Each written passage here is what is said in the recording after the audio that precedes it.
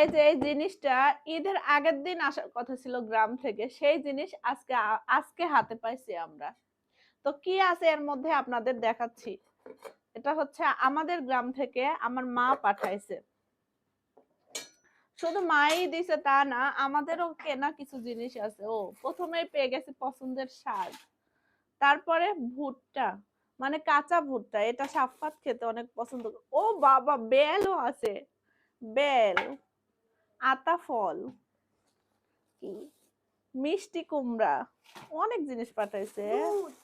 দুধ, ও এখানে আছে টমেটো, কাঁচা টমেটো আর ডাটা,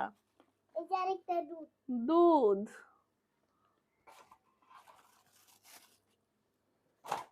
আর কি আছে, আর এখানে আছে মাছ আর গরুর মাংস।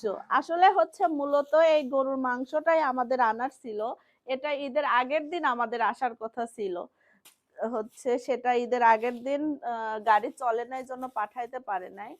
তো গরুর মাংসটা আমাদের কেনা, কেনা বলতে আমরা ভাগ নিছিলাম, সেই ভাগের মাংস।